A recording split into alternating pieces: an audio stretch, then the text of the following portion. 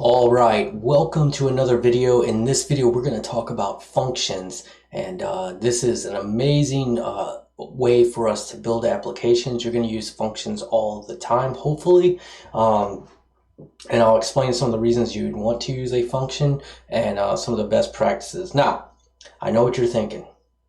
Do I ever wash my clothes? So here's the deal. My van's broke down, and I got up this morning to fix my van. And in preparation for the auto parts store opening, I got all the parts taken off. Now, this took me not very much time, so I have about an hour before the auto parts store opens and I can go get my parts. So I was just sitting there and I thought, well, I'm just sitting here wasting time, so I'm gonna go shoot a quick video. So I hope you're okay with that. I'm a little bit dirty. I got some dirty clothes on, but if you're cool with looking at my dirty self, we will get going, and I'll teach you about functions while we wait for the auto parts store to open together. All right, so let me jump over here. Once again, let's just double check that our server is running. So just run your script to start examp, and you'll be good to go for this video. Inside here, what we're going to do is go ahead and create a new file, and let's just call this functions.php. Inside functions.php, let's go ahead and open and close some tags. Okay, and then let's navigate in the browser to our functions.php script. And we have a blank page here. All right, so we're looking good so far. All right, so what is a function? Well, I've actually showed you a sneak peek of a function in an earlier video where we were we made that dump function, this dd. This is actually a function, but I want to show you how you can create a function, why you want to create a function. So let's say that in our last video we had some functionality. Let me just look at what we did there. So I'm going to go to loops, and actually, I'm going to go to the if-else file. And in the if-else file, we had this if-else thing, and we wanted to echo, based on their age, we wanted to echo how old someone is, okay? So let me go ahead and just copy that code. And what I want to be able to do here is, let's say we had a lot of people. Okay, so let's create an array, which I haven't shown you yet, but I just want to, sometimes I have to kind of work ahead to show you, but let's say we have an array, and inside of this array, it's going to be a multi-dimensional array, which I haven't talked about yet, don't worry about that. And we're going to have name, Curtis, age, 40, and then we'll do name, Jules, age 19, and name, let's do Marcellus, age 10. And let's just do one more here. Name, Benjamin, age 9. Okay, so I have an array of people, and I have 4 people. So let's say I wanted to print to my screen. I wanted to go through my screen, and I wanted to check and print out how old each person was. Now I could just copy and paste this logic right here over and over and over for each person, and that would work. However, that wouldn't be very efficient. We'd have a lot of copied code, which in general is a bad thing. And let me explain why copying your code in multiple places is a bad thing. Because it creates a maintenance nightmare, and also if there was a bug in this, it would take a long time. So let's say I wanted to update these ages. Well, if I had this copied through an entire document a bunch of times, I would have to go through and change the ages on each one. But if I create a function instead, and I reuse the function, then I would only have to update those ages in one place, and the rest of my script would work. And if I had a bug in it, then I could fix it inside the one function. It would fix it everywhere. So we want to reuse code. We want to copy and paste code very, very little, almost never, inside of your applications. Instead, what we want to be able to do is create a function. And so let's create a function now that will print to the screen how old someone is. Okay, and actually let's create two functions. So just up here, well, you know what, let's create a function, and let's just call this function say. And let's give it a parameter called value. So this is the structure of a function. You just type the word function, you give it a name. These names can be almost anything, but they can't be a name of a function that's built in to PHP already, which there are many. And also, it's best just to kind of use letters like this. Don't use any special symbols or anything like that. And then the function has open and closing parentheses, and this is how you can pass stuff into the function to use inside of the function. These are called parameters, and you can have one parameter, no parameters. You can also give it multiple parameters.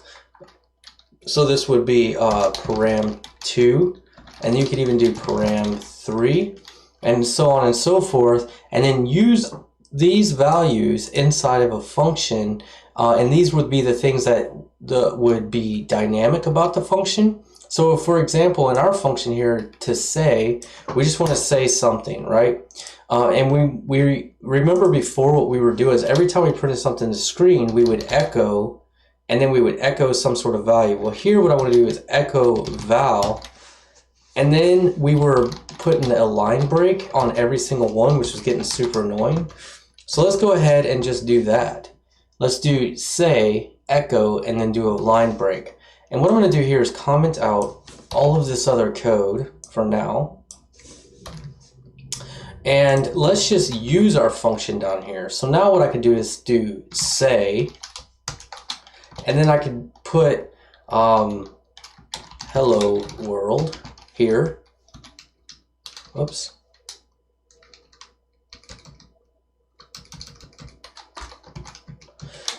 And then I could use it again, and I could say something like Curtis is 40 years old, right?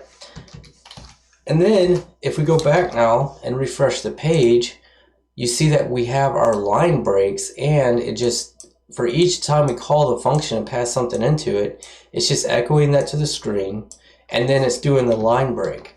So if I wanted this function to do other things, for example, let me think of something. Let's just say right before this, I want to echo the application says, for some reason, I don't know why we want to do this, but let's just say we did this and we wanted that to happen every time. Well, if I did a bunch of echoes and values, I'd have to repeat this before each one of those. But now I can just update it in one place, and now every time I run it, it says the application says, and then whatever value I passed in. And then if we inspect this, you can see that we have the BR tags added, and that's added in our function right here where it says echo. Okay, so I'm going to get rid of this because that's not very useful, but we have this function called say that we can use. And then what I want to do also is I want to create another function, and this time it's going to be this function to figure out how old they are. So let's just do function, and let's call it how old. And that's going to get a parameter, and what we're going to do in this parameter is we're going to pass in the name, and we're also going to pass in the age.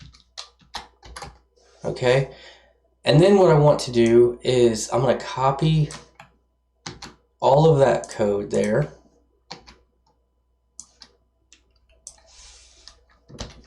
I'm going to uncomment it.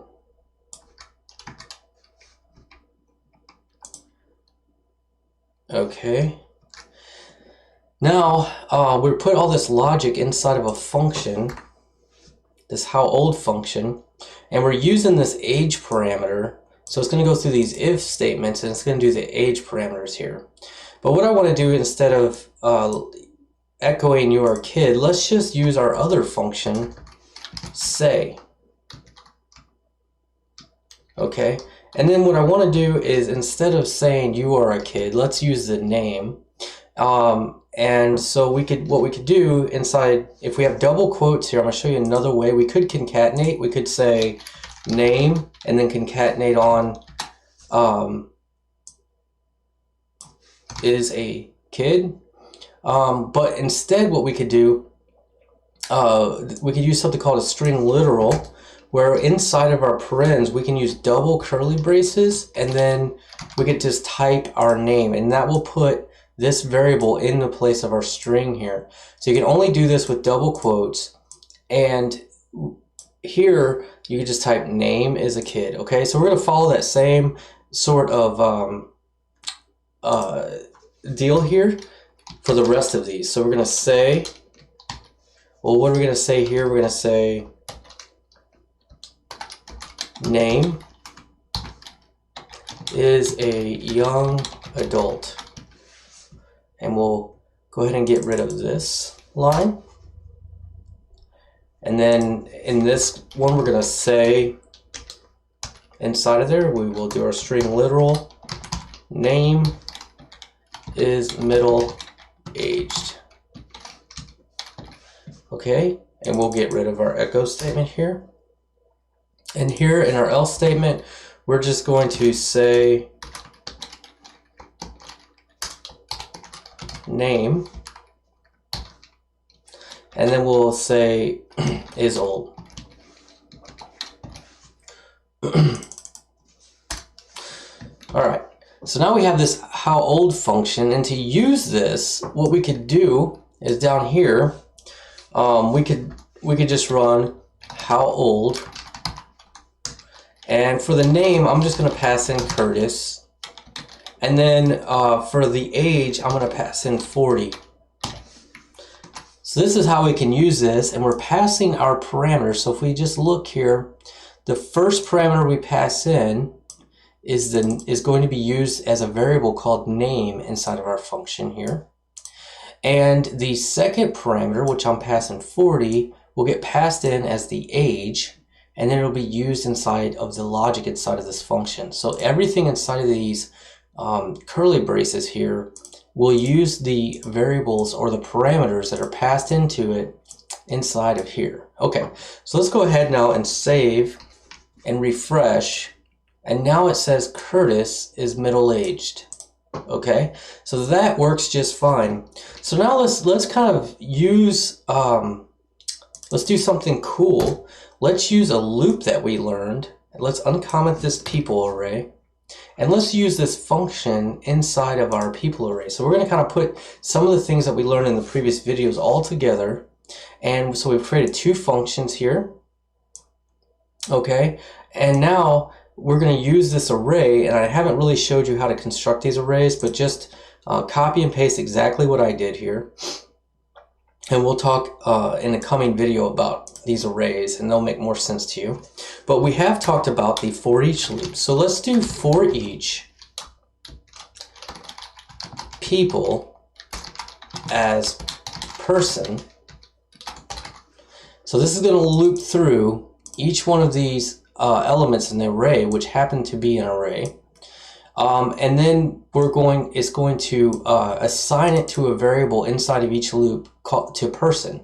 So for each people as person, then we have access to that. What I want to do is use our howOld function. Oops, howOld. And the first thing we need is our name. So what we can do here is just type person, and then we can open some some square brackets, and then put a set of single quotes in there, and we could type name. Then outside of there, I'm going to do a comma, and we'll do person age. Now I know I haven't taught you this yet, so don't worry, just copy exactly what I did here, and we'll get to this in our video on arrays. But basically all we're doing here is we are accessing the name. So in the first time it runs through, it's just going to use this part of the array, this element in the array. So then we're going to access name right here, which is going to be Curtis the first time. The second time it's going to be the age, and then it's going to loop through and do the next one. So it'll be Jules and 19, and then Marcellus and 10. And it's going to run this function 4 times. So let's save this now and go back to our browser and refresh. And now we see that Curtis is middle-aged, Jules is a young adult, Marcellus is a kid, and Benjamin is a kid. Okay? So you can see we used a combination of things. We created some functions that are reusable. We created an array, which we still need to learn about. But these functions are really what I want to focus on in this video. And then we looped through and ran our function for each person that's in this array. And we found out how old they were based upon their age. And we constructed a sentence using their name and age. And then we actually called another function inside of this function that echoed out this value and then echoed a break tag so that we didn't have to do that before. Okay, so let me show you one more thing that's really important about functions. So below all of this, one more really interesting thing about functions is let's just create a function called, let's call this divide. Okay, and what divide is going to do is it's going to take 2 values. So we'll just do value 1 and then value 2. And what this is going to do is it's going to actually return. So we want to return something here. And what I want to do is I want to return value 1 divided by value 2. Okay, so this is kind of a silly function, and oftentimes we'll do even more than this in a function. But I want this function to do something and give me something back. So that's what return does in a function. So generally speaking, return will be last. So what I could do, let's make this just a little bit longer. This is totally unnecessary. But what I'm going to do here is I'm going to set this equal to, what we would call this, result is equal to value 1 divided by value 2. And then what I want to do is I want to return result. Okay, so we can do a lot of things from top down inside of our function. Like in this case, what we're doing is we're creating a variable called result, and then we're going to use the assignment operator to assign value 1 divided by value 2, and then at the end of the function, the last thing we're going to do in a function here is we're going to return whatever that result is. So then in our code, what we can do is we could do this a bunch. Let's var dump, and what I want to do in var dump, let's create another function up here at the very top, and let's do function, and again let's just create our D function here for dump, and we're going to take some data, and inside of our function we're going to echo a pre-statement, a pre-tag. So that's an HTML tag called pre. And then we're going to use the built-in var dump function that PHP gives us, which is super awesome. And we're going to pass our data into that, and then we're going to echo the closing pre-tag. Now what this does, I didn't explain this before, even though we created this function before, but essentially all this is going to do is going to dump a pre-tag to the screen. Then it's going to, or it's not going to dump, it's going to echo a pre-tag to the screen, which is an HTML tag, which is going to make this var dump look a lot more pretty. Okay, so to show you kind of how this works before, let's just go ahead and dump this people array. And I'll show you what I mean. All right, so let's go back and save this and refresh. And this, and before I do that, let's also use our standard var dump right here. And I'm going to var dump people. And if I refresh that, so this is a standard var dump that PHP gives us. And you can see it's all kind of, it is correct. It is an array with 4 elements. And then it gives us that array all in one line. But this is a little harder to read. What our other function is doing is it's wrapping, and if I look on the inspector, it's going to wrap inside that same var dump inside of pre-tags. Now pre-tags is going to, our browser is going to use those pre-tags, and it's going to make this a lot easier to read. So this array now automatically, because of the pre-tags, gets formatted in a way that's much easier to read. Okay, so this is much easier to read in my opinion than this. So that's what the D function that we just created does, is we're basically just adding pre-tags around, we're going to nest this var dump inside of those pre-tags. Okay, so I just want to show you just kind of why we would use that. So let's go ahead and get rid of that. We don't need that. And down here, since we created our divide function, let's go ahead and now just dump some divides. And I want to divide 144 by 12. And let's just do a couple of these. And then let's divide 156 by 8. And then let's divide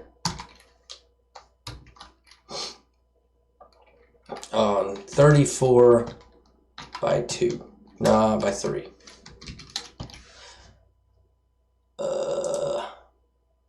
And I messed this up because I'm using divides, but really I should be using the commas because we're passing in multiple parameters into divide. So I guess my brain just saying divide made me put the divide operator there. So let me go ahead and save this.